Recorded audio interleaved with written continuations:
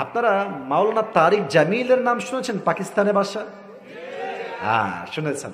আচ্ছা, উনি কিন্তু আমাদের মতো স্টাইলিশ না, মানে আমরা তো বিভিন্ন রঙের জামা পরি, বাট উনি কিন্তু এরকম না। উনি অলওয়েজ ওই সাদা পায়জামা, সাদা পাঞ্জাবি, আর দেখবেন অলওয়েজ সাদা পাগড়ি থাকে মাথায়। তো সেই দিন আমি একটা ওয়াজ শুনছিলাম, ওয়াজের টাইটেল ছিল উর্দুতে কিয়ামত কা মঞ্জর, কিয়ামতের দৃশ্য। উনি সেখানে এক মারাত্মক ঘটনা বললেন হাদিস থেকে, যেটা আমার কলিজায় আঘাত করছে। উনি বললেন, কিয়ামতের দিন যখন কায়েম হয়ে যাবে, হিসাব দিবস, আল্লাহ বলবে অমুক বান্দার আমল নামা ওজন দাও, ওজন দেওয়া হবে।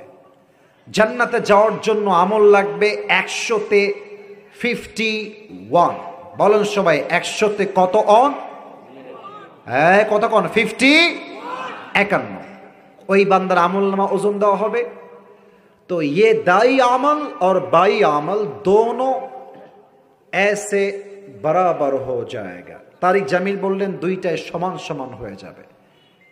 তো যুবকটা বলবে টেনশন নাই, কোনো ব্যাপার না, আমার বাপ তো এখানেই আছে।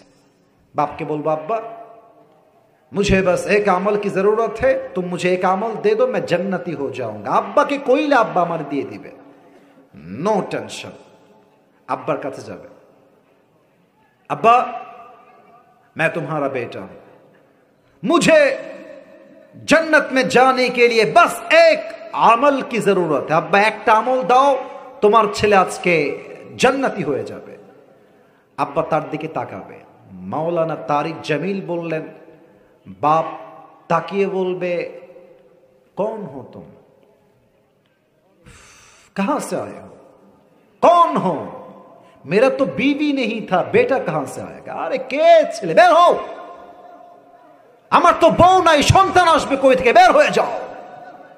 যুবকটা বলবে, আব্বা আমি তোমার একমাত্র কলিজার ছেলে, একটা আমল হলেই জান্নাতি, একটা আমল দাও না আমাকে ভিক্ষা। আব্বা আব্বা বলবে, বের হও, খরচ, বের হয়ে যাও। যুবকটা অবাক হয়ে যায়, আব্বা জাস্ট একটা আমলের জন্য আমাকে আজকে চিনছে না, একটা আমলের জন্য। হায় হায় হায়।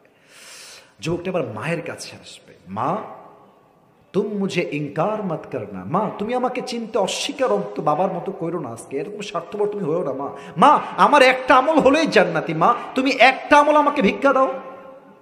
মা বলবে, कौन है तुम्हारी माँ, मेरा तो शौहर नहीं था, लड़का कहां से आ गया, আর আমার তো স্বামী নাই, সন্তান আসবে কই থেকে, ও খরচ, বের হয়ে যাও।